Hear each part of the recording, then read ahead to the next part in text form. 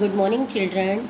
Today I will teach you sentences and types of sentences. What is sentence? A sentence is a group of words which makes a complete sense. Sentence क्या होता है? Sentence में कुछ words का एक group होता है, पर वो complete sense भी देना चाहिए. Example, Rahul is a good boy. Rahul एक अच्छा लड़का है. परी एंड पीयूष आर सिबलिंग. परी और पीयूष जो है दोनों सिबलिंग हैं, यानी भाई बहन हैं. A phrase is a group of words with in a sentence. Phrases do not make a complete sense. Phrase words होता है, इसमें भी ग्रुप ऑफ वर्ड्स तो इसमें भी होते हैं बच्चों, लेकिन हम फिर भी इसको सेंटेंस नहीं कह सकते. क्यों नहीं कह सकते? क्योंकि ये कंप्लीट सेंस नहीं देते. जैसे आपका ये Rahul is a good boy है, यानी राहुल एक अच्छा लड़का है, एक कंप्लीट सेंटेंस है, पूरी बात समझ में आती है. लेकिन एग्जाम्पल, फ्रेज का एग्जाम्पल देखिए बेटा नीचे, good boy.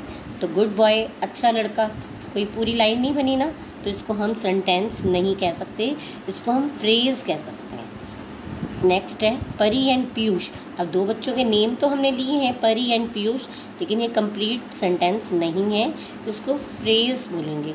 Here good boy, Pari and Piyush do not make a complete sentence, they are phrases, part of sentence. Identifying phrases and sentences. This is a big cat, it's a sentence because it gives complete sense. I am 6 years old, it's a sentence. Indian, no, it's not sentence, it's a phrase. I am Indian, sentence. 12 pigs, phrases. There are 12 pigs, sentence. Types of sentences: assertive sentence, exclamatory sentence, interrogative sentence, imperative sentence. Assertive sentence: the sentence which declare or asserts a statement, feeling, opinion, incident, event, history or anything is called an assertive sentence.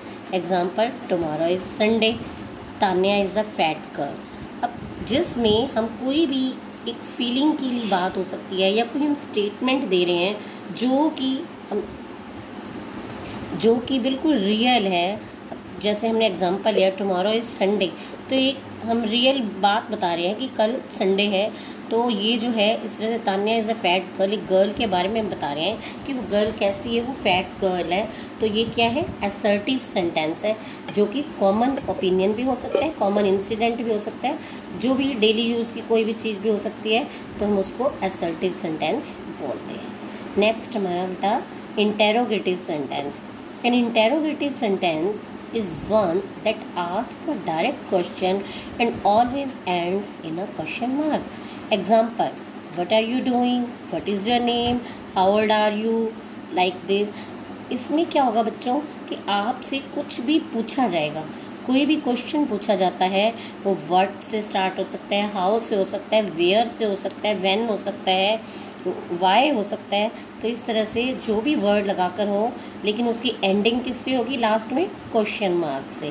तो इस mark को लगाएंगे तभी समझ में आता है कि ये इंटेरोगेटिव है, यानी इसमें कुछ हमसे पूछा गया है. Next, imperative sentence. An imperative sentence is a type of sentence that gives instruction or advice and expresses a command, an order, a direction or a request.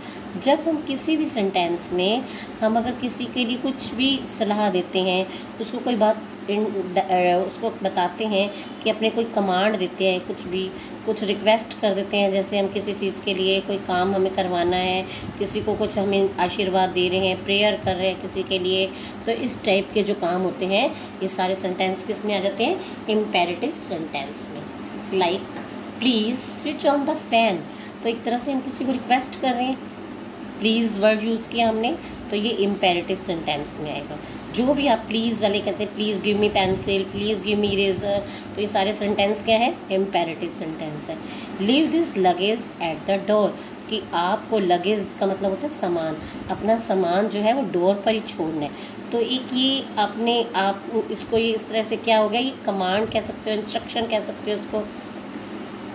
Maintain social distancing, अब ये एडवाइस है।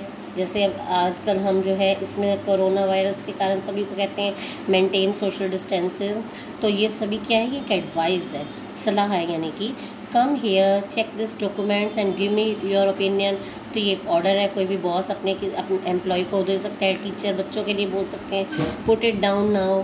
तो ये भी command है कि भी आप जो है यहीं पर ही आपको ये रखना है। तो इस तरह से हम कोई भी रिक्वेस्ट वाला या कोई भी कमांड का है, ऑर्डर है, तो ये सब इम्पेरेटिव सेंटेंस में आते हैं। Now exclamatory sentence, an exclamatory sentence conveys excitement और इमोशन। तो जब भी कोई कुछ ऐसा हो जाएगा जिस चीज़ की आपको एक्साइटमेंट होती है, एक्साइटमेंट आपको अच्छी बातों के लिए भी हो सकती है, बुरी बातों के लिए भी हो सकती है। अब जैसे कुछ भी कोई अच्छा सा आप देखते हैं, मैच देखते देखते आपके जो प्लेयर है, फेवरेट प्लेयर है, उसने कुछ भी अच्छा किया तो आप बोलेंगे hurray India won the cricket match. तो हुर्रा वर्ड जो है ये आपको एक्सक्लेमेटरी सेंटेंस में आता है कि ये आपको जो है हैप्पीनेस को शो कर रहा है। Wow you are looking pretty today, आज आप कितने सुंदर लग रहे हो। तो वाओ वर्ड सुनते ही आपको लगता है कि कुछ अच्छा सा बोलने वाले हैं मेरे लिए, तो ये एक्सक्लेमेटरी होता है।